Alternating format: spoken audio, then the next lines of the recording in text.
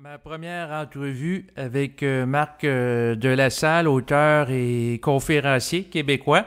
J'ai décidé de vous la partager. Donc, suite à son décès qui a eu cours récemment, j'ai décidé de réécouter le premier entretien qu'il m'avait accordé il y a plusieurs années. Ça avait eu lieu le 6 juillet 2011, à l'époque où on se vous voyait.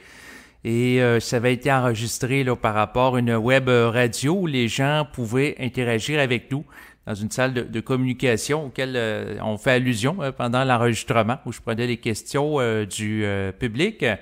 Donc, ça date de plusieurs années et ça vous donne une mesure du premier entretien, c'est ça, que j'avais fait avec lui.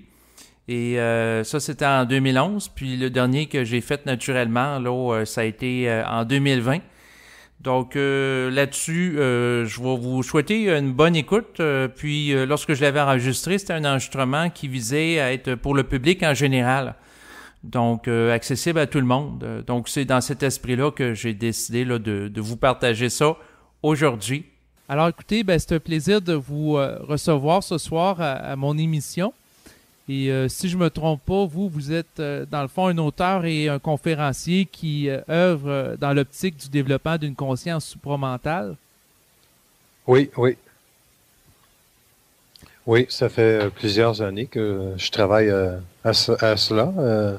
Ça va se poursuivre jusqu'à temps que j'ai fini, mais pour le moment, c'est ça, oui.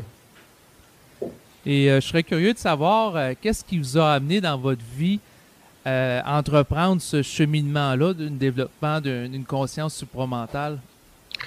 Je crois que c'est la même méthode pour tout le monde. Je crois que à un certain moment donné, l'individu ne se trouve pas à sa place dans une société et indépendamment de sa sensibilité, ben il se retrouve à vouloir avoir des réponses par rapport à la vie. Mais d'un autre côté, il faut déjà avoir la programmation nécessaire pour se connaître. Si on n'a pas cette programmation-là, on peut pas se connaître. Euh, il faut regarder la sensibilité des gens parce que c'est la première ouverture se passe là parce que la souffrance psychique devient insupportable et l'individu a besoin d'avoir des réponses. Je dirais que c'est ça. OK. Et je serais curieux de savoir, en fait, qu'est-ce qui vous a amené à vouloir prendre la parole en public en donnant notamment des conférences puis en rédigeant aussi des livres? Ben au préalable, je savais déjà très jeune que j'allais écrire des livres. Je savais très jeune que j'allais donner des conférences. Je ne savais pas dans quel moyen ou quelle forme cela prendrait. Et c'est avec les années que ça s'est défini davantage. Selon les expériences de vie que l'on peut vivre, il se passe différentes situations qui fait qu'un jour on prend tel chemin au lieu de prendre un autre et ça se définit comme ceci. La lecture par rapport à l'écriture, je crois que l'écriture doit venir souvent avant la parole pour pouvoir préciser le verbe, mais ça peut se faire d'un autre sens aussi. On n'a pas besoin d'avoir l'écriture pour parler. Mais dans mon cas, moi, ça a été l'écriture qui indirectement a défini ma conscience davantage et la parole est venue par la suite. Mais je savais au préalable que j'allais écrire des livres. Ça, je savais. Tout comme je savais que à 12, 13 ans que j'allais aller à l'université et ça serait un grand moment dans ma vie. C'est comme ça pour presque tous les gens, mais on n'a pas d'idée bien souvent de la portée de sa vie parce que on est peut-être trop absorbé par la société de consommation. En gros, c'est cela. Oui, ben j'imagine pour avoir cette capacité de voir son avenir, il faut avoir une capacité d'intuition ou une capacité un peu Ah oui. médiumnique. Oui, ben il faut savoir que l'individu, dans son âme, est programmé d'abord pour dépasser ses impuissances. Et si ça fait partie de votre programmation de dépasser l'ego, vous arrivez dans une conscience nouvelle à un moment donné parce que vous êtes psychiquement plus près de vous-même et vous êtes capable de voir qui vous êtes sur d'autres plans de conscience. Et ce sont les autres plans de conscience qui indirectement vont vous donner l'autorité de faire ce que vous êtes supposé faire. Moi, je prends la parole et je prends l'écriture en raison de le mandat psychique cosmique que ma conscience doit avoir dans les années à venir pour permettre aux individus qui se posent des questions par rapport à leur sensibilité, quelles seraient les meilleures avenues pour eux pour regarder l'avenir, parce que le réel va frapper très dur dans les années à venir. Le réel, on ne parle pas de 2012, le 21-2012, ça c'est de la poudre au feu. C'est seulement une petite parenthèse sur ce qui va arriver. Ce n'est pas important en 2012, dans le fond. Mais qu'est-ce que vous croyez qui va arriver justement là, pour les prochaines années? Une redéfinition de l'individu totalement. Une redéfinition de la société. Une redéfinition des gouvernements. Une redéfinition de la sensibilité des individus en rapport avec l'invisible. Vous avez mentionné dans votre première partie la prédominance des religions. Effectivement, elle va revenir, cette religion-là. Mais si les gens n'ont pas de capacité à savoir c'est quoi le réel, ils vont avoir de la difficulté à passer au travers. Et c'est là que des gens qui vont écrire des livres sur la conscience supramentale vont répondre à la sensibilité de certains individus pour leur permettre d'avancer et de ne pas sombrer dans la folie, parce que ça va être le moment le plus difficile à venir, c'est ça, c'est l'ajustement de la conscience de l'individu en rapport avec les forces occultes. Et pour nous donner peut-être un avant-goût, un avant-goût. Un avant-goût? Ouais, non, en fait, j'en voudrais peut-être pas là, d'un avant-goût de ça, mais je veux dire, en fait, pour préparer justement les gens par rapport aux événements futurs à venir, parce qu'il y a eu beaucoup de prophéties, puis on en entend beaucoup parler là, à travers, entre autres, les médias, puis comment dire, quels conseils pouvez-vous donner aux gens, là, justement, pour être capable de faire face à la situation? Je crois que le plus important pour l'individu, en ce moment, c'est de savoir s'il se raconte des mensonges. Par exemple, s'il croit qu'il est bien dans sa peau et il n'est pas bien dans sa peau, il doit être capable de répondre à cette question-là. Donc, c'est une réponse difficile, mais l'individu qui va se poser la question, est-ce que je suis bien dans ma peau, devrait savoir que son bien dans sa peau dépend d'aucune forme. Dans le sens que, est-ce que c'est parce qu'il a un bon travail qu'il est bien dans sa peau? Est-ce que c'est parce que il a de l'argent dans son compte en banque qu'il est bien dans sa peau? Donc ça serait pour moi se compter un mensonge. Donc ça veut dire que si l'individu est capable de se poser ces questions-là, il sera pas décalé par les événements qui vont venir. Donc est-ce que ça se comprend ce que je dis? Oui, ben tout à fait. En fait, ça revient à dire qu'il faut être intègre envers soi-même. Là. Oui, il faut être intègre envers soi-même. Et c'est la seule porte de survie par rapport à la conscience. C'est l'individu doit apprendre par ses propres moyens, apprendre par ses propres forces et faiblesses ce qu'il doit faire pour lui-même. Il ne doit pas s'occuper de ce qui se passe autour de lui-même. Et ça va être très important. Il faut pas embarquer dans des mouvements qui sont pas de la conscience. Vous parliez du Tibet tantôt avec la Chine. Ça, c'est pas de la conscience. On reconnaît, mais vous avez été capable d'extraire peut-être le joyau de la conscience qui se cache derrière ça, qu'il faut qu'à un moment donné, c'est pas normal que quelques peuples idolâtrent le Dalai Lama, comme vous disiez, hein? C'est ça? Oui. Donc, vous étiez dans la bonne veine, mais il ne faut pas attacher d'importance à ça, parce que indirectement, les peuples de la Terre ont à vivre ce qu'ils ont à vivre en fonction de ce qu'est le karma de leur peuple.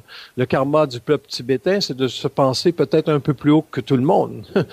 Déjà qu'ils vivent au Tibet, qui est une des parties les plus hautes de la Terre, se croyant des êtres près de la lumière en raison de la méditation, c'était une supercherie.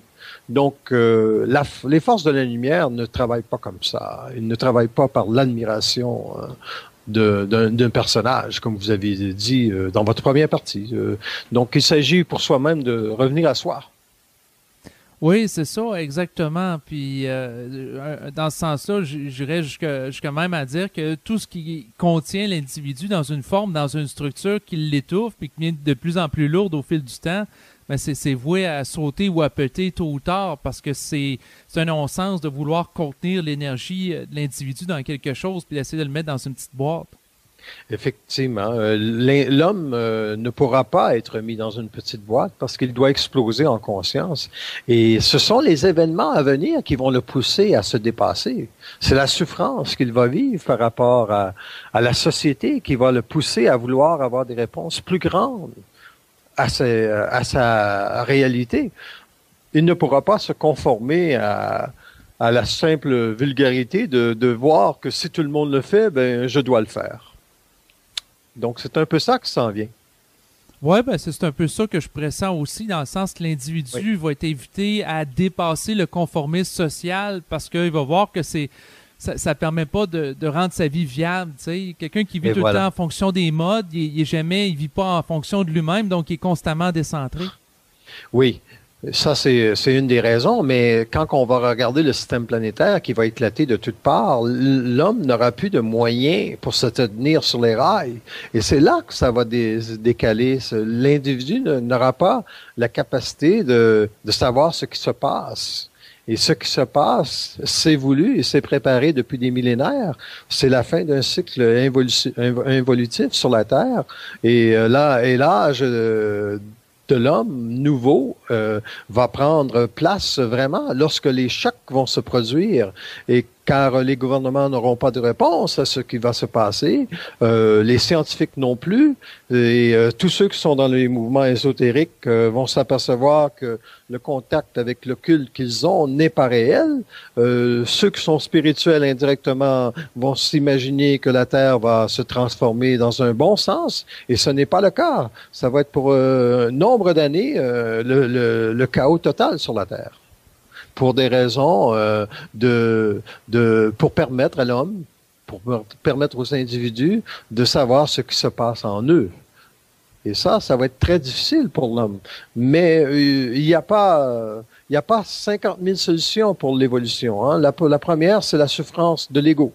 Quand l'ego souffre, il doit se reconstituer, il doit se donner un nouveau profil, un profil qui doit lui permettre d'être sensible à ce qu'il vit dans la matière, sensible à l'autre. S'il n'est pas sensible à l'autre, ben il n'est pas sensible à lui-même. Et dans cette optique-là, l'homme va découvrir qu'il est un grand, grand être de lumière, et la femme aussi. Quand je dis l'homme, je parle de la femme également. Elle va découvrir que sa seule réalité, c'est elle-même par rapport à la société. C'est ce dont elle croit, ce dont elle pense, ce qu'elle sait. Et le point central de toute la conscience se situe là. Qu'est-ce qui entre dans le canal d'une personne à travers la pensée? C'est tout là que le jeu de l'occulte commence. Et c'est ça qui va être mis à jour dans les années à venir. Et mon travail, indirectement, c'est en donnant des conférences. C'est ce à quoi je suis appelé à permettre aux individus de réaliser qu'il y a quelqu'un qui vous parle dans votre tête. Et ce quelqu'un-là n'est peut-être pas associé à une entité de lumière. Ça peut être une entité de la noirceur. Ça peut être quelqu'un qui est tout simplement mort depuis des années et qui a un contact à travers votre psyché avec vous. Et ça peut être bien souvent quelqu'un de votre famille. Regardez combien de personnes sont contents de dire à voix haute, je vais demander l'aide à mon père ou à ma mère pour avoir ce travail. Je vais prier, ils vont m'aider. Et voilà. Vous comprenez ce que je dis? Oui, ben tout à fait. Là, je suis familiarisé avec l'enseignement que vous présentez actuellement. C'est-à-dire que c'est sûr que, dans le fond, faut éviter d'interférer avec des forces invisibles parce que si on fait du marchandage avec eux, par la suite, on leur doit quelque chose, puis là, ils peuvent nous manipuler à partir de ça. C'est que les forces invisibles, ce ne sont pas des mauvaises forces. Il faut savoir Il faut savoir traiter avec l'invisible. Il ne faut pas marchander. Il faut savoir traiter avec l'invisible. Moi, je peux très bien parler avec un ange qui est dans le haut plan astral, ce sont des plans infiniment beaux, ces plans-là. Mais quand je leur parle à ces gens-là, ils ne veulent pas me parler très longtemps parce que ils réalisent dans le fond que la conscience supramentale, l'intelligence, la descente de l'énergie, de l'intelligence et de la fusion de l'âme dans la fusion de l'esprit à travers l'ego se passe lorsque tu es incarné sur la Terre.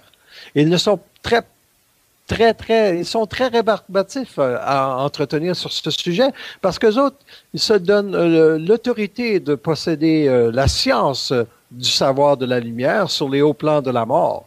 Et vous savez, il faut savoir traiter avec les entités occultes d'une façon très froide. On peut pas traiter avec ça très chaud parce que si on traite d'une façon le corps émotif, si le corps émotif vibre très chaud à ces entités-là, ben il va se faire prendre. Et c'est là que il est obligé indirectement de faire ce que vous avez dit tantôt. Le mot, je me rappelle pas le mot que vous avez utilisé. C'est du marchandage. Pardon? Du marchandage. Et voilà. Et les gens, quand ils sont pris à marchander avec une entité astrale, ils sont déjà perdus dans leur identité. Ils ont déjà donné autorité à l'occulte ou à l'astral de faire sur eux leur acte de démobilisation ou encore de démonisation. Tout individu est manipulé. Jusqu'à quel point on est manipulable? On est manipulable jusque dans la mort. Mais il y a une différence. Si vous êtes manipulé par une entité de la lumière, il y a une différence entre ceci, parce elle va voir à votre évolution, par exemple, double votre conscience psychique. L'homme, quand il s'est incarné dans la matière, il s'est séparé de sa constitution atomique, qui était son double psychique, pour tout simplement permettre à l'âme de bien intégrer la matière et à l'ego de se développer. Une force centrifuge qu'on appelait jadis la personnalité.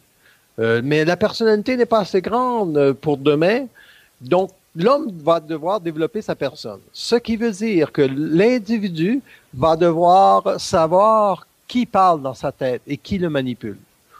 Lorsque vous êtes rentré dans un stade d'autorité et de très grand éveil avec l'occulte, vous savez que l'entité mentale, qu'on appelle le double cosmique, ne peut pas vous manipuler parce que vous pouvez lui retourner votre feu et lui dire tout simplement que vous voyez le jeu. Par exemple, je ne sais pas si vous avez déjà vécu ça, il y a peut-être des choses que vous avez fait dans votre vie que vous ne pouvez pas vous empêcher de faire. Est-ce que vous avez déjà vécu quelque chose du genre? Ben, comme une forme de possession mineure, là. Oui, ça peut être une possession dans le sens aussi où vous n'aviez pas le choix, mais c'était quelque chose de constructif. Ça peut aller dans les deux sens. Oui, bien sûr. Donc, chaque individu a vécu ça dans sa vie. Et l'évolution, c'est un peu ça. C'est de permettre à l'individu d'aller au-delà de ses craintes. Parce que la crainte, l'émotion de la crainte est utilisée par le monde de la mort pour habiter l'homme. C'est une émotion, une des plus grandes émotions sur la Terre avec la croyance que le monde de la mort utilise.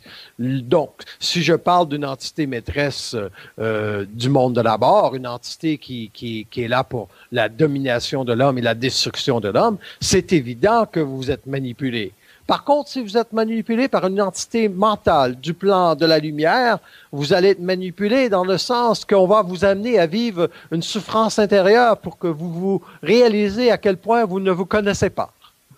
Et c'est là que le jeu de la conscience télépathique ou ce que vous appuyez pour vous, votre voix intérieure, pas votre voix intérieure, mais votre intuition ou la façon dont ça parle en vous-même, qui est importante. C'est de savoir, est-ce qu'on se compte des mensonges à travers ce discours-là? Vous me suivez? Oui, je comprends dans le fond l'importance du discernement. Et oui. En lien avec ce que vous mentionnez, c'est que à quelque part, on est tout le temps manipulé, là. Je veux dire que ce soit par des forces destructrices ou des forces constructrices, là. Comme moi, je peux être très bien manipulé pour faire cette émission-là. Vous comprenez, dans le sens que je pourrais très bien être utilisé pour des formes plus ultérieures qui vont me servir. Et si on m'avait dit, Marc de la Salle, est-ce que vous avez le choix de faire ou pas faire l'émission? J'aurais dit, j'ai pas le choix, je dois la faire.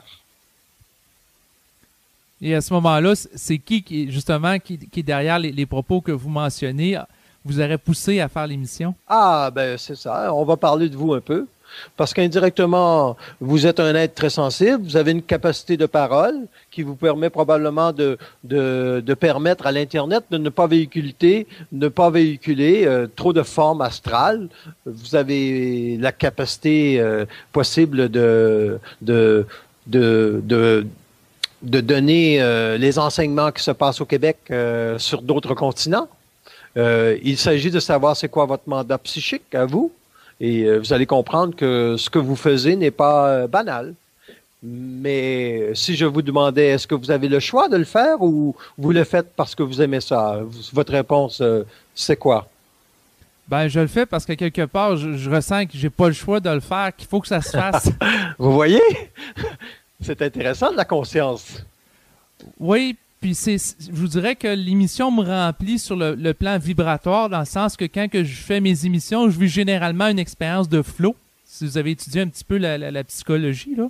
C'est une expérience dans laquelle on ressent un état de bien-être, de plénitude, un certain plaisir, une certaine jouissance. C'est parce que votre taux vibratoire monte dans ce temps-là.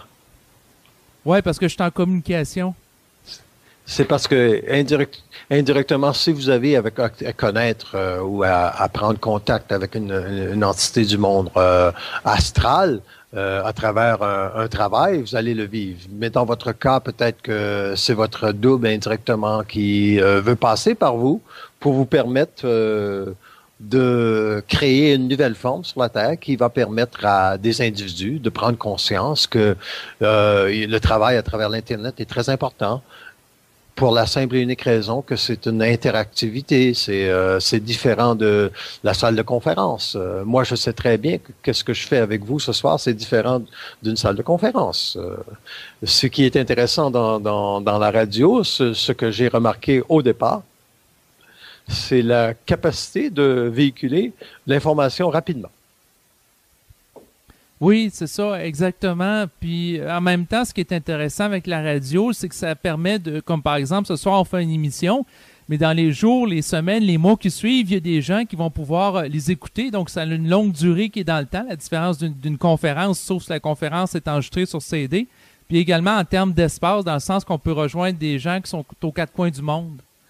Oui, et ça, c'est très important. Parce que l'information, plus elle va circuler, plus ça va rendre la démocratisation de la Terre au centre de la conscience. Et ça, c'est important parce que l'individu ne doit pas penser qu'il n'y a qu'une vérité. Il n'y a pas de vérité. Le mensonge va faire éclater la vérité, dans le sens que l'individu qui n'est pas capable de voir que la polarité du vrai ou du faux, c'est une illusion, il ne peut pas réaliser qui il est. Il faut sortir de l'illusion de la polarité du vrai ou du faux. Il faut que l'individu entre en lui-même et regarde s'il est apte à savoir le réel, et sinon, qu'il se dise bonne chance pour la prochaine fois, parce que son âme va vivre le lot d'insécurité qu'il doit vivre, et etc. J'ai comme question dans la salle des communications de la part de Mireille, en fait, qui aimerait que vous parliez du potentiel de l'homme, c'est-à-dire de sa réelle puissance. Est-ce qu'elle veut cela sur les années à venir ou sur 1000 ans, 2000 ans? Faudrait, ben là, je peux lui laisser un petit peu de temps pour. Mais allez-y avec les années à venir, ça va être plus accessible là, par rapport à nous, là, de toute façon. Parce que si on va trop loin dans l'avenir, c'est que souvent les gens, on les perd parce que ça devient trop abstrait pour eux. D'accord. Donc, si je parle pour les prochaines 20 années, là, ce qui va se passer, c'est surtout que l'individu va devoir prendre conscience qu'il est seul. Ça va être la première chose. Ça veut dire quoi, prendre conscience qu'on est seul? Ça veut dire qu'il y a plein de gens autour de vous, que ce soit votre famille, que ce soit votre père, votre mère, votre meilleur ami, votre conjoint, réalisez qu'ils n'auront pas le même processus d'évolution. En réalisant que ces individus-là n'auront pas le même processus d'évolution, vous allez vous permettre d'être en puissance. C'est la première chose que vous devez réaliser. que ce n'est pas tout le monde qui est appelé à vivre de la conscience. Même s'il y a beaucoup de gens qui vont vouloir la vivre, ça ne veut pas dire qu'ils vont pouvoir prendre le choc du réel. C'est-à-dire que si des entités astrales se présentent dans votre chambre et que vous n'êtes pas capable de leur parler et de leur demander qu'est-ce qu'ils font là, vous allez connaître la folie. La personne qui est au travail et vit le doute de perdre son travail, elle ne vit pas de puissance. La personne qui a la crainte d'aller voir son patron et lui dire « Mon tabarnak, tu m'as manqué de respect ce matin », elle ne vit pas sa puissance. Est-ce qu'elle doit utiliser le mot tabarnak? Pas nécessairement. C'est seulement une forme que je crée pour démontrer que la colère de l'homme ne va pas tout simplement être « Oui, mais monsieur, vous m'avez pas respecté ce matin et j'aimerais ça qu'on me respecte. » Ça fonctionne pas comme ça, la puissance. La puissance, il faut parfois casser des formes. Et casser des formes, ça va selon les craintes que vous avez. Et dans les années à venir, l'homme va vivre seulement de la crainte. Seulement dans la crainte. Il ne vivra très peu de puissance, à moins qu'il soit capable de se réinventer à travers le choc du réel. Qu'est-ce que j'appelle le choc du réel? C'est-à-dire de comprendre pourquoi la vie vient le fracturer dans son ego dans un moment où il se croyait en puissance. Et vous savez, il y a beaucoup de gens qui pensent qu'ils sont en puissance et à un moment donné, ils leur arrivent à une petite situation. Par exemple, ils ont une maladie ou quoi que ce soit, leur conjoint ou la conjointe le quitte l'homme parce qu'il la domine et le gars, il s'écroule. Savoir qui on est, savoir quelles sont ses craintes, savoir quel est le choc qui pourrait nous faire grandir. Par exemple, si vous perdez vos parents, je sais pas, moi, du cancer ou quoi que ce soit, c'est un choc. Et c'est ça qui doit vous permettre de vous allumer, de dire, ah, mes parents meurent, ben, c'est le temps que je me réveille. C'est pas le temps que je me mette à genoux et je commence à pleurer. C'est pas le temps de regarder le tsunami qui s'est passé au Japon et de dire, ah, mais c'est la fin du monde. Qu'est-ce que ça donne de dire c'est la fin du monde? Ça donne absolument rien. Il faut savoir que ce choc-là a ébranlé plusieurs personnes. Autant le 11 septembre aux États-Unis a ébranlé plusieurs personnes. Qu'est-ce que ça fait vivre à l'individu, un choc comme ça? Mais ça remet en focus tous ces urgences de se connaître, mais surtout toutes les illusions qu'il entretient par rapport à la vie. Donc, plus vous entretenez d'illusions par rapport à la vie, moins vous êtes en puissance. Ce serait ça la réponse à la question. Oui, donc autrement dit, plus qu'on entretient des illusions à l'égard de la vie, plus qu'on est astralisé, c'est-à-dire qu'on ne vit pas là, dans le réel. Là. Et c'est ça, et les années à venir, c'est seulement ça. C'est seulement ça. Ce sont des années qui vont obliger l'homme à se revisiter, à entrer en lui-même pour savoir qui parle dans sa conscience, d'où viennent ses pensées. C'est certain que l'individu a déjà entendu, les pensées ne viennent pas de vous. C'est comme une radio AM et FM. Il y a l'AM, on pourrait appeler ça l'astral, et le FM, ben, c'est la conscience supramentale qui veille à l'évolution de la Terre, qu'on pourrait appeler, dans ce cas-ci, le double cosmique. Et il faut savoir avec qui on est en contact. Si on ne sait pas avec qui on est en contact, il va se produire de grands désastres dans sa vie, parce que l'astral peut faire énormément aujourd'hui avec très peu. Oui, bien surtout que les médias vont amplifier, tu sais, comme le 11 septembre, le fait que ça a été filmé puis diffusé abondamment, ben ça, dans le fond, ça a eu un impact planétaire, alors qu'il y a à peine quelques siècles, à peine 100 ans, ça ne serait pas su aux quatre coins du globe qu'il y aurait eu cet événement-là, tu sais. Et ça, c'est voulu par les forces de la lumière. C'est voulu que les chocs soient grands. Vous comprenez? Donc, si on est dans une ère aussi informatisée que présentement, aussi grande au niveau des médias, c'est tout simplement pour accélérer le processus d'information. Avec les pays arabes, on l'a très bien vu, l'information a circulé. Mais il ne faut pas appeler ça de la conscience, ce qui s'est passé dans les pays arabes. Il ne faut pas appeler ça de la conscience. Ces gens-là vont prendre au minimum 200 à 300 ans avant d'avoir une démocratie réelle. Donc, il faudrait pas généraliser au niveau de la conscience. La conscience, c'est le mouvement de l'homme en lui-même. C'est ça, la conscience. Ce n'est pas à l'extérieur. Il n'y a pas un gouvernement qui va donner la conscience aux individus. Mais oui, mais en tant que tel, je veux dire, c'est l'embryon, je veux dire, d'une démarche de conscientisation dans le sens de casser la forme qui était des dictatures dans des pays arabes. Oui, pour oui, tendre mais ça, à la démocratie, tu sais, il y a un début de quelque chose, là. C'est le début de rien, dans le fond, parce que c'est les chocs que les âmes doivent vivre. On doit faire vivre des chocs à l'âme. Savez-vous que il y a à peu près de, probablement, un sixième de la population de la Terre qui va rester après les grands chocs. À peu près cela. Donc, pourquoi? Parce qu'il y a énormément de conscience anémique, des âmes qui ne seront pas capables de supporter le poids du réel à venir. Donc, ils ne pourront pas être en puissance devant les chocs à venir, et parce que leur âme indirectement est trop axée sur l'animalité dans eux-mêmes qui fait vibrer les corps inférieurs. Pour faire vibrer un corps supérieur, ça prend de l'intelligence. Et il faut pas croire que parce que il y a eu de la démocratisation dans le monde arabe que la femme va être libre du jour au lendemain. Non, c'est sûr. Mais donc, vous êtes un petit peu alarmant là, dans le sens que s'il va rester seulement 1/6 de la population mondiale, c'est vraiment pas beaucoup. Peut-être que ça va être 3/6. Okay. Il faut pas croire ce que je dis. Okay.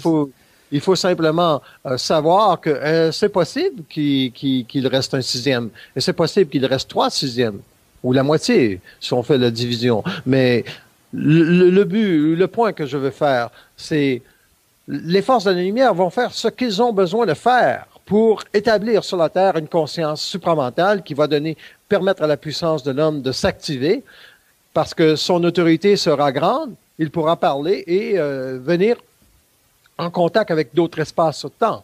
Mais avant de venir en contact avec d'autres espaces-temps, il doit se conquérir, il doit connaître c'est quoi la mort. Il y a pas grand personne qui connaisse c'est quoi la mort. Puis la plupart des gens disent, mais je vais aller au ciel et je vais aller me reposer. Il ne s'agit pas de ça. Il s'agit de savoir que la mort, c'est le processus par lequel l'âme doit un jour se réincarner pour finir le travail et reconnecter avec les intelligences de la lumière. Si elle n'est pas assez élevée dans son taux vibratoire, elle doit retourner au monde de la mort qui lui est assigné selon le plan qui lui revient. Il y a 7 plans dans le plan de la mort et selon son niveau de conscience, elle va à tel plan et elle va se reposer. Mais les morts ne sont pas prêts à se reposer. Pourquoi ils ne sont pas prêts à se reposer? Parce que le message entretenu entre l'homme et l'occulte, c'est que la mort, c'est une belle chose. La mort, ce n'est pas une belle chose. C'est un passage à un état de conscience différent de celui de la Terre qui doit être un jour avorté pour permettre à l'individu d'être réellement en puissance. Donc, je parle dans 2000 ans, là. Je suis pas dans le court terme, je suis dans 2000 ans. Vous voyez, c'est ça, le réel. Oui, pendant que vous parlez, il y a Peter Pan dans Salut Communication, donc l'individu qui utilise ce pseudonyme qui dit que l'hiver s'en vient en quelque sorte, là, si on peut faire une image, tu sais, l'hiver où ce que toutes les feuilles tombent, puis tranquillement la nature va dans un air de repos. Est-ce qu'on peut dire que c'est la même situation qui va avoir préséance aux 4 coins du globe dans les prochaines années, les prochains mois? Ce que vous voulez dire, c'est que les chocs à venir vont être pour tout le monde? Plus avec une image, tu sais, si on prend la métaphore des saisons, tu sais, il y a le printemps, c'est le renouveau, il y a l'été, où là, c'est la croissance, ensuite mais là, l'automne, c'est le parce déclin. qu'il va y avoir seulement une saison dans les années à venir. OK. C'est ça le problème. Vous voyez, je viens de créer un choc à la conscience, dans le sens que les gens pensent que tout va être normal. Non, tout ne sera pas normal. Tout va être différent. Il n'y aura plus de saison. Les saisons vont être totalement décalées. Et le Québec va devenir dans possiblement quelques centaines d'années la Floride pour simplement vous montrer que le réalignement des axes polaires, polarités de la Terre vont être refaites en fonction de la structure atomique qu'il doit descendre dans certaines parties du globe.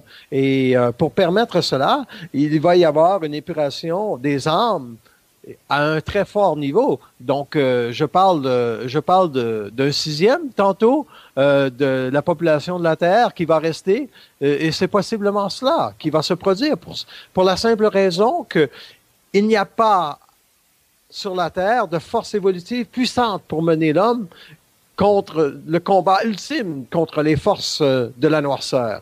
Donc, il y a beaucoup d'armes qui retardent le processus évolutif de la Terre. Prenez une personne qui, je ne sais pas, moi, qui n'est pas capable de respecter l'autre. Ça n'a plus sa place, ça, dans un monde. Si on parle de conscience, le respect est très important. Que ce soit pour une émission de radio comme celle-ci, il est très important de respecter l'individu dans son chemin, où il est rendu, et de prendre ce qui est important pour soi sans penser que l'autre a la vérité. Moi, je n'ai pas la vérité. Je fais tout simplement vous communiquer ce que je sais de la conscience supramentale qui habite l'homme supramental. Et je ne dis pas que je suis ceci ou cela, je suis Marc de la Salle. Et mon devoir, c'est de parler en public et de regarder avec l'homme quels seront les grands obstacles pour le développement de sa conscience. Et un des principaux obstacles, c'est que l'homme ne veut pas être seul. Il ne veut pas être seul pour découvrir ça. Il veut être en groupe. Il veut faire partie de groupes pour savoir si indirectement il marche dans la bonne direction. La seule direction qui est importante, c'est sa propre conscience de savoir avec qui on parle dans l'au-delà. Et il y a beaucoup de gens qui pensent qu'ils parlent à des gens très, très intelligents, mais je peux vous assurer qu'il y a beaucoup de charlatanistes au niveau du langage que l'homme peut avoir avec l'occulte. Il y a une domination très, très grande. S'il n'y avait pas cette domination-là, on serait en meilleure position sur la Terre qu'on l'est présentement. Et il y a beaucoup de monde qui parle avec l'occulte. Pensez au Dalai Lama. Pensez à des milliers d'individus qui disent avoir des discours intelligents avec l'occulte. Et alors qu'on se retrouve sur la Terre avec un sens de direction qui n'est pas. Oui, tout à fait, parce qu'il y a plusieurs médiums, entre autres dans le domaine du Nouvel Âge, et ainsi de suite. Puis c'est sûr qu'on voit pas nécessairement des résultats qui sont, disons, congruents par rapport au type d'entité avec laquelle ils parlent, tu sais, ou de... C'est ça, c'est bien ce que vous dites, parce que on s'imaginerait au préalable obtenir une direction. Et non, ça demeure toujours du fanatisme, ça demeure toujours à la fin, celui-là, il est branché, lui, j'aimerais donc ça être comme lui. Mais non, enviez-le pas, si vous l'enviez, c'est parce que vous reniez, vous êtes pas en puissance avec vous-même. Dites-vous, lui, j'aimerais bien le voir dans des situations difficiles, voir comment ça se passe dans sa vie. Parce que c'est facile de parler, hein. Vous savez, c'est très facile de parler, de passer pour un beau parleur. DSK, là, si on veut parler de la France un peu, là. Dominique Strauss-Kahn, c'est un bon parleur. Et ce qui lui est arrivé, il ne faut pas négliger la réalité. C'est que cet homme-là, il est en couple avec quelqu'un d'autre. Et sa femme est prête à tout simplement passer l'éponge, où on ne connaît pas l'histoire interne. Mais il doit être un beau parleur pour la convaincre de rester avec lui. Parce que moi, si j'étais une femme, je le crisserais là. Vous êtes d'accord? Ben oui, c'est sûr que si on regarde ça objectivement, puis froidement, on mettrait fin à leur relation, mais si on serait pris avec le jeu émotionnel, puis peut-être des chantages qu'elle subit, puis etc., ben on n'aurait pas la même lecture. Mais si vous parlez de sa femme ou de la personne qu'il a eu une relation avec? En fait... Moi, je parlais de sa femme. OK. Parce que si j'étais une femme, là, je le crisserais là. Parce que, indirectement, pourquoi une femme devrait supporter les attitudes de son mari qui sont fortement documentées? Est-ce que la jeune fille qui a porté plainte hier contre lui en France va démontrer à quel point DSK est peut-être un manipulateur? Le but n'est pas de démontrer qu'il est un manipulateur. Le but, c'est de démontrer que l'homme est faible en conscience pour simplement décider ce qu'il veut faire après avoir vécu un choc de conscience. Moi, si j'étais une femme et mon mari me trompe, mais je lui dirais tout simplement, tu manques une belle occasion parce que j'étais la meilleure femme qu'il y avait pour toi. C'est ça que je lui dirais. Je lui dirais pas, là, notre couple est fini parce que tu n'as pas respecté la fidélité. Je m'en fous de la fidélité. C'est pas important, la fidélité. C'est le respect entre les individus qui compte. Parce que c'est pas la première fois qu'il se fait prendre à des jeux aussi importants que ça. Et le pouvoir, c'est ça. Le pouvoir de pouvoir manipuler les genres, c'est ça. Mais l'individu, dans les années à venir, s'il n'est pas capable de ressurgir dans sa conscience et de stabiliser son corps émotif et de décider par lui-même quels sont les enjeux de sa conscience. Le principal enjeu de la conscience, c'est de savoir c'est quoi vos pensées. Si quelqu'un reçoit une réponse qu'il est stupide dans sa tête, il devrait savoir automatiquement qu'il n'est pas en contact avec l'intelligence. Moi, je ne veux pas parler contre DSK, mais je veux tout simplement mettre en éveil la problématique de l'homme par rapport à sa conscience. C'est certain que si... Oui, allez-y. Oui, ben en fait, c'est très pertinent ce que vous donnez comme exemple, parce que ça va rejoindre un petit peu plus mon auditoire qui est en France. Puis aussi, c'est sûr que les êtres humains, que ce soit quelqu'un qui est haut placé comme lui, qui est à la tête du FMI, ou l'individu aussi, dans le fond, qui peut vivre, entre guillemets, des formes de tentation d'aller voir ailleurs, c'est de se questionner d'où vient ce désir-là. Est-ce que c'est un désir qui est astral ou c'est son esprit qui est étouffé dans la relation qui a besoin de passer à autre chose? T'sais? C'est ça, parce que lorsqu'on est avec une personne, il faut savoir qu'une femme, c'est quelque chose d'extraordinaire. Si on a la chance d'avoir une relation avec une femme, il faut la respecter. Et je ne crois pas que cet individu-là a respecté, mais si elle ne se respecte pas, c'est certain qu'elle va vouloir rester pour le titre, pour la puissance, pour l'image. Il y a ça aussi. Il ne faut pas seulement blâmer les hommes. Les femmes ont un grand rôle à jouer, eux aussi, dans la définition de leur conscience. Ils doivent voir à quel endroit ils sont prêts à aimer un homme, jusqu'à quel degré ils sont prêts à aimer un homme. Et c'est ça la problématique de la femme en 2011, c'est sa volonté de vouloir aimer malgré elle-même. Alors que l'homme, lui, sa plus grande problématique en 2011, c'est la volonté d'établir une puissance qui n'est pas réelle. Regardez les égos qui se promènent avec des gros autos là sur les autoroutes. C'est une puissance qui n'est pas réelle. Regardez le sport professionnel. Ces gens-là croient qu'ils sont au top of the world, comme on dit aux États-Unis.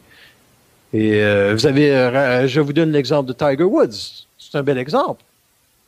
Oui, ben tout à fait. Ben c'est sûr que les hommes ont tendance à utiliser la forme, que ce soit une grosse auto, que ce soit la capacité sportive de marquer des buts au hockey, ou etc. Le travail. C'est ça, exactement. Donc, utiliser une valeur extérieure relative à lui pour convaincre les autres qu'il est une valeur, au lieu d'utiliser son centre de rayonnement interne, donc sa vibration, pour pouvoir émaner, puis là, affirmer sa valeur réelle. Mais ils ne savent pas qui ils sont. Ils ne savent même pas comment la pensée fonctionne dans leur tête. Ils ne peuvent pas faire cela, vous comprenez? Oui, exactement, parce qu'ils ne sont pas nécessairement rendus là, d'où l'importance, comme vous l'avez mentionné, qu'il va y avoir des chocs dans les prochaines années pour brasser la cage des gens, là, parce que ça va être ça qui va les éveiller. Puis ce que je trouve dommage toujours, c'est toujours dans la souffrance qu'on s'éveille. Oui, mais si les individus ne sont pas sensibles psychiquement à la réalité, ils vont blâmer la vie. Ils vont dire, la vie est mal faite. Mais non, la vie est intelligente. Et c'est là que va se jouer le jeu de l'ego. L'ego, celui qui va perdre sa maison, il va perdre sa femme, il va faire des dégâts en société. Il dira pas, mais là, je suis en évolution, là, ils veulent que j'évolue, les forces veulent... Mais non, c'est pas ça qui va se dire. Et combien de gens connaissez-vous qui vont être capables de voir le choc et parler la vie correctement? Il y en a peu. Ben c'est ça le problème. Écoutez, il y a eu récemment, quand il y a eu les finales de la Coupe Stanley à Vancouver, il y a eu des émeutes parce que l'équipe de Vancouver de hockey a perdu. Imaginez, juste à cause d'une équipe de hockey qui perd la Coupe Stanley, il y a des émeutes. Imagine si ce même peuple-là serait confronté à des problèmes d'alimentation. Ça ferait 3 ou 4 jours qu'il n'aurait pas mangé. Imaginez la démesure que ça pourrait prendre. C'est ça. Donc, vous comprenez que la Terre est à un rendez-vous très près de l'Apocalypse. Non pas qu'elle va vivre l'Apocalypse, parce que l'intelligence est descendue sur la Terre. Il y a des hommes qui véhiculent cette intelligence-là. Mais quand je vous dis, est-ce qu'il y a un sixième de la population qui est capable d'absorber le choc de la réalité? C'est à peu près cela. Le reste ne comprendront pas ce qui va se passer et ils vont se laisser aller à des formes. Et regardez le tatouage, c'est un phénomène grandissant en société. Mais pourquoi avoir besoin de se tatouer si vous pensez que cela va vous donner la liberté?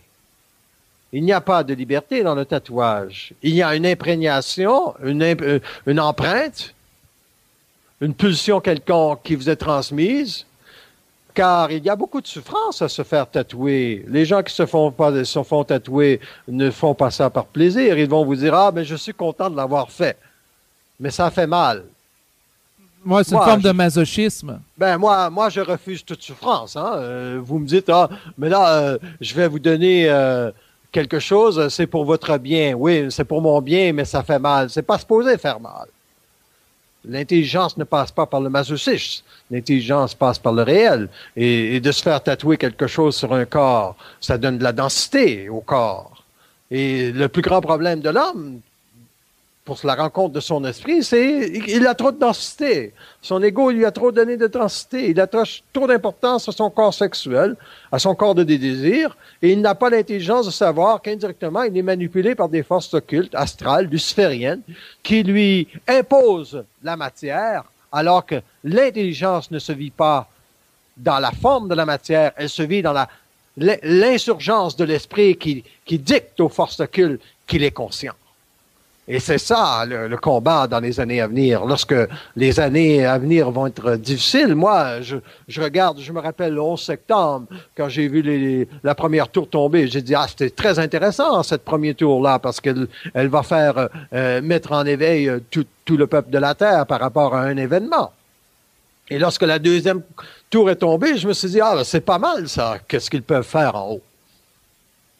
Ouais, oui, ben c'est surtout que quand il y a eu les tours qui ont tombé, c'était une forme de poésie visuelle parce que chacune des tours représentait le chiffre 11 et c'est arrivé un 11 septembre, c'est le 9e jour. Puis la manière qu'écrivent les Américains les dates, ça fait 9-1-1 qui représente l'appel de détresse quand on compose le 9-1-1. Fait qu'il y avait toute une poésie, il y avait toute une symbologie derrière ça occulte. Donc, vous comprenez que les forces de la lumière sont très futées. Oui, tout à fait. Mais pour l'être humain qui se conscientise, qui nous écoute actuellement, est-ce que vous lui diriez, par rapport aux événements à venir, justement d'être prêt au combat, c'est-à-dire de s'acheter une carabine, des boîtes de conserve pour la survie, puis préparer un abri anti-nucléaire? Non? Pas du tout. Ça serait la pire chose à faire. Parce que l'homme qui est conscient n'a même pas besoin de se protéger. Sa conscience le protège déjà. Il est déjà saillant, il est déjà voyant de ce qui va se passer. Par exemple, vous avez probablement évité des choses dans votre vie parce qu'intérieurement, vous avez dit non, ça c'est pas bon. Je vais changer de trottoir. Je sais pas, ça vous est peut-être déjà arrivé, mais il s'agit. Oui, ça m'est déjà arrivé. Je vous dirais, il y a quelques semaines, j'ai été témoin d'une poursuite policière. Donc, il y avait une auto qui allait très vite, qui m'a dépassé. Elle est peut-être à 180 ou 200 km/h. Moi, j'étais à 100, puis elle m'a pas accroché, puis elle était dans la même voie que moi. J'étais avec quelqu'un d'autre. L'autre personne était à bout de souffle, elle capotait. Mais moi, j'ai vu l'auto qui me dépassait, puis j'ai eu le feeling qui me passait en tête. Ça me frappera pas, j'ai rien à craindre. Fait que j'étais moins shaké dans mon corps émotif que l'autre individu avec lequel j'étais dans l'auto, parce que j'avais la certitude intérieure que c'était pas le temps de ma mort. C'est la réponse, c'est ça. C'est ça la réponse. Et même si c'était votre mort, vous étiez quand même peut-être capable de supporter ça, parce que ça dépend toujours de ce que vous êtes. L'individu va être mis au pied de ses faiblesses. Et s'il doit s'acheter un fusil parce qu'il est au pied de ses faiblesses et qu'il panique, il va s'acheter un fusil, même s'il se dit conscient. Il va y avoir une question qui ne sera pas capable de répondre, et c'est la réponse qu'il va se donner, ça va être une réponse astrale. Alors que vous êtes dit, c'est pas ma mort, c'est pas ma mort. Et voilà, la voiture a passé, vous avez rien senti. Et l'autre a vécu ça dans son corps émotif. C'est comme ça la vie. Ça va être ça la vie dans les années à venir. Vous allez savoir qui vous êtes en fonction de votre capacité à réagir émotivement à l'événement. Si, supposons, vous écoutez ce soir cette émission-là et vous dites Marc de la Salle, ben, il dit des conneries, ben, ça sera votre interprétation, ça sera votre sujet d'étude. Peut-être que vous n'en ferez pas d'étude parce que vous allez tout simplement dire que c'est pas intelligent, mais c'est à vous de regarder ce que vous entendez. Moi, j'ai pas à vous dire comment penser. Je simplement à vous dire, est-ce que vous êtes confortable dans la vibration de ce que Marc de la Salle peut avancer? Et si cela crée un choc à votre conscience, demandez-vous quel choc cela crée. Est-ce que c'est au niveau de mon corps émotif ou c'est au niveau de mes croyances? Est-ce que c'est au niveau de mes craintes? Quand on annonce qu'il va peut-être rester 1/6 de la population en 2030, 2035, il y a des gens qui vont s'inquiéter.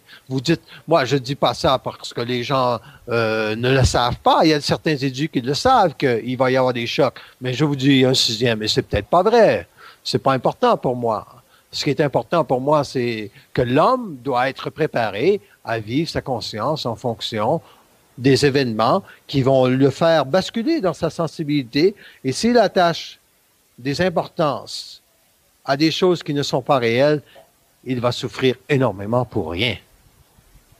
Oui, c'est ça, de préparer justement sa conscience psychiquement par rapport aux événements à venir. Mais sur le terrain sur lequel je voulais vous amener tantôt, est-ce qu'il faut aller dans le sens du survivaliste, c'est-à-dire préparer, mettons, des boîtes de conserve, puis à faire face à une pénurie de nourriture éventuellement, puis de... Pas du tout. Okay. La seule façon qu'il faut se préparer, c'est de regarder sa vie de tous les jours et de dire comment moi je fais pour être bien dans ma peau aujourd'hui. Et ça ne changera pas quand les chocs vont arriver. Faites ce qui est bien pour vous dans votre peau aujourd'hui. Si après cette émission-là, vous avez le goût d'aller prendre un café avec vos amis, allez prendre un café avec vos amis. Commencez pas à penser que c'est la fin du monde. Ça n'est pas la fin du monde. C'est la réinvention simplement du projet de la Terre sur un autre angle nouveau qu'on appelle l'homme supramental. C'est ça. Alors que jadis, on vivait, l'homme vivait sa conscience au niveau de son corps de désir, son corps émotif. Et c'est ça l'évolution. Alors que l'homme nouveau devra faire appel à de l'intelligence pour se réinventer. Donc, se réinventer, à la base de la réinvention, ce n'est pas la crainte. Parce que quand on fait appel à ce que vous disiez tantôt, mettre des boîtes de conserve, c'est la crainte, ça. Si moi, je vais à l'intérieur de mon esprit, je demande, quand ça va aller mal, qu'est-ce que je vais faire? Il dit, vous allez toujours savoir qu'est-ce que vous avez à faire. Vous comprenez? Oui, exactement. Parce que tantôt, je vous partageais ça. C'est plus parce que je sais qu'il y a des auditeurs qui peuvent avoir ce type d'idée-là. Là, puis moi aussi, mais c'est bon que vous clarifiez. Okay. C'est très bon. OK. Dans Salle et Communications, j'ai reçu beaucoup de questions puis de commentaires. Tout d'abord, il y avait entre autres Q3 qui se demande, est-ce que dans le fond, vous, personnellement, vous croyez connaître la vérité? Je crois rien, moi. Je crois dans rien. OK, mais est-ce que vous connaissez, est-ce que vous estimez que vous connaissez la vérité? OK. Je crois même pas ce que je dis. Je parle, c'est tout. OK, ben pour apporter un petit peu plus de nuances, pour que ça soit clair aux gens, c'est que, dans le fond, il s'exprime à travers vous une vibration pour vous la laisser parler sans porter de jugement, à savoir si c'est vrai ou faux. Et voilà. C'est ça, ne pas avoir de crainte. OK. Moi, je n'ai rien à dire, je n'ai pas de message à passer. Vous m'avez invité, je parle. Si je peux parler librement, je suis très content. Si je peux pas parler librement, je raccroche. C'est comme ça, je suis libre. Et c'est pour ça que je donne des conférences, parce que les gens qui viennent à mes conférences me cassent pas les pieds. S'ils me cassent les pieds, je leur dis poliment de respecter la conférence. Mais je ne suis pas là pour passer un message. Je passe pas de message. Les gens s'intéressent à moi, tant mieux pour eux. S'ils s'intéressent pas à moi, c'est bien. Il y a d'autres gens qui font un travail merveilleux et si c'est correspond mieux à leur vie, mais c'est mieux. Moi, j'ai pas je ne suis pas un maître et je ne serai jamais un maître. Je suis simplement quelqu'un qui considère que l'information doit circuler et je suis un pôle pour la faire circuler, comme vous êtes un pôle sur votre radio de la faire circuler. Mais je parle pas de vérité, parce que la vérité, c'est une polarité. Il y a le vrai et le faux. Il n'y a pas de vrai ni faux dans ce que je dis, et c'est pour ça qu'il faut avoir accès à un moment donné à un plus grand que soi, qui est à dire la vibration de la parole. C'est quoi la parole? L'homme n'a même pas parlé encore sur la terre. L'homme n'a pas parlé, il réfléchit trop pour parler. Oui, ben je comprends dans laquelle optique vous œuvrez, puis d'ailleurs, j'œuvre dans la même dynamique, c'est-à-dire que c'est très loin de moi le désir de jouer au gourou ou également au sauveur ou au preacher qui va dire aux gens quoi faire pour sauver leurs âmes perdues. C'est sûr que je joue pas ce game-là pantoute, moi ici. Dans le fond, c'est sûr que...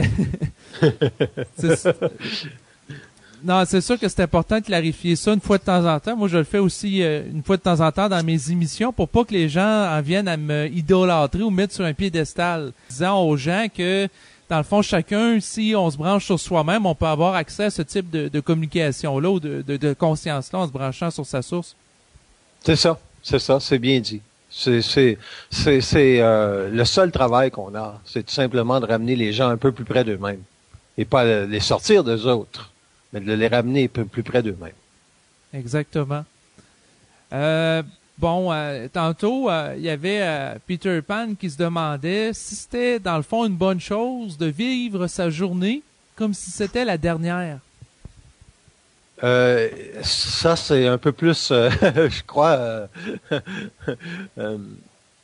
fataliste. Je dirais plutôt vivre sa journée comme si vous êtes bien dans votre peau. Ça serait plus intéressant parce que si vous êtes bien dans votre peau et vous mourrez, vous êtes bien dans votre peau. Il n'y a pas d'importance parce que vous pouvez attacher de l'importance à ce que vous faites. Quand vous dites je vis ma journée comme si c'était la dernière, vous allez indirectement polariser votre conscience parce que vous allez dire ça c'est important, ça c'est plus important que d'autres choses et vous allez vouloir vivre des climax alors que la vie n'est pas faite de climax. On peut pas programmer ce qui va nous arriver dans 2 minutes. Dire je sais pas moi, il y a un chien qui vient pisser sur vous, vous allez dire ben là je vis ma vie au maximum parce que c'est ma dernière journée. Le chien, tu lui donnes un coup de pied en derrière, on va dire mon sacrement, tu me fais chier. Donc la vie ne fonctionne pas par une programmation d'une journée, la vie fonctionne par un bien dans sa peau. On vient vous faire chier par rapport au bien dans votre peau, vous devez rétablir l'équilibre pour être de nouveau bien dans votre peau. Vous êtes dans un café, vous êtes ici, il y a quelqu'un qui vient, je sais pas, déborde de son espace et il parle très fort et vous perdez toute la paix dans votre tête. Donc, il faut que vous agissez. C'est probablement que vous allez devoir déménager, bouger d'endroit parce que l'individu, même si vous lui dites, est-ce que vous pouvez parler moins fort, il se fout de vous parce que déjà, il parle trop fort. Comprenez? On peut pas vivre sa vie en fonction de vouloir vivre comme si c'était la dernière journée parce que l'homme connaît déjà l'heure qu'il va mourir, s'il est conscient. Comme vous le saviez dans le taux que c'était pas la journée de votre mort.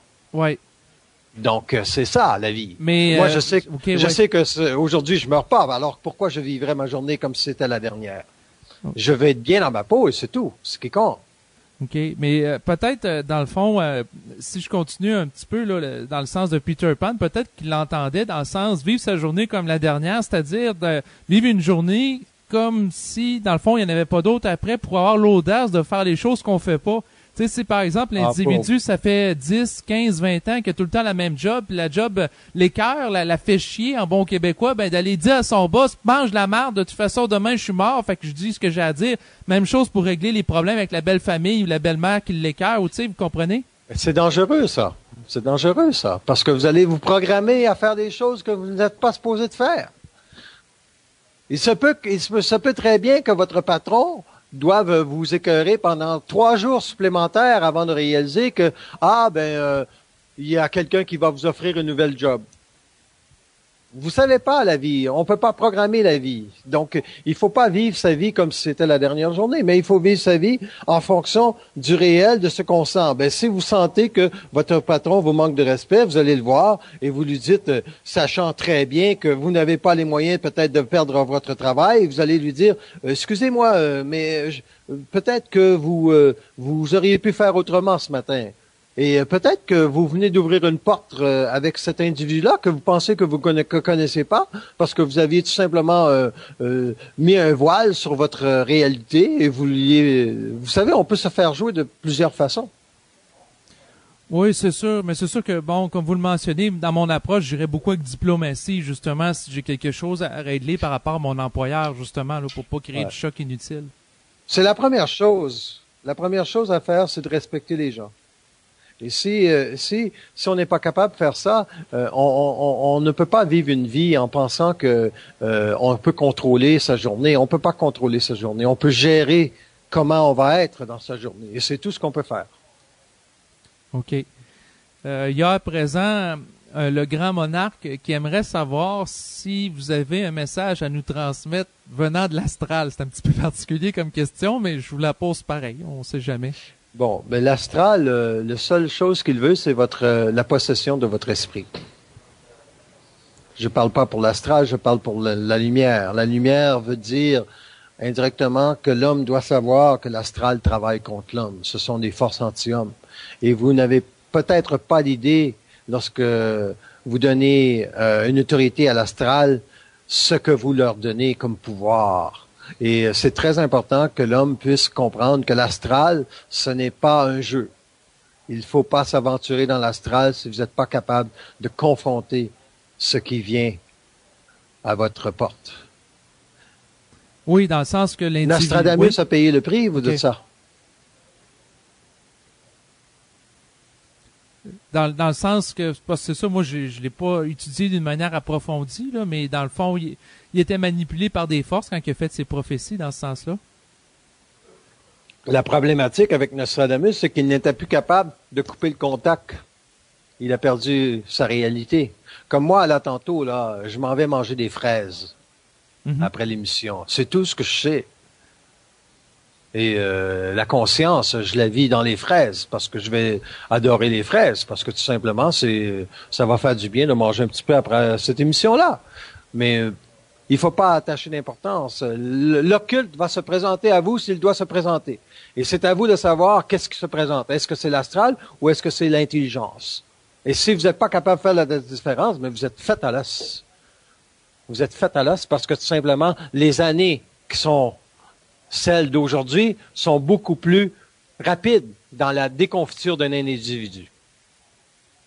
Il n'y a pas de support familial aujourd'hui. Il n'y a pas de support en société. La religion a perdu ses noblesses, ses points de repère. Tout a perdu ses points de repère.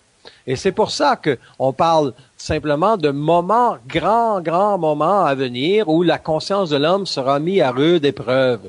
Je ne parle pas d'Apocalypse, je l'ai mentionné et j'aurais peut-être dû jamais mentionner ce mot-là. Parce que l'Apocalypse, c'est la fin d'un temps. C'est pas la fin de l'homme, c'est la fin d'un temps. Et c'est la fin, indirectement, de la domination du pouvoir astral sur la conscience de l'homme parce que l'homme, la conscience supramentale, c'est construite depuis 1969, et l'homme s'est éveillé à ce qui lui rentrait dans sa tête et ce qui parle dans sa tête.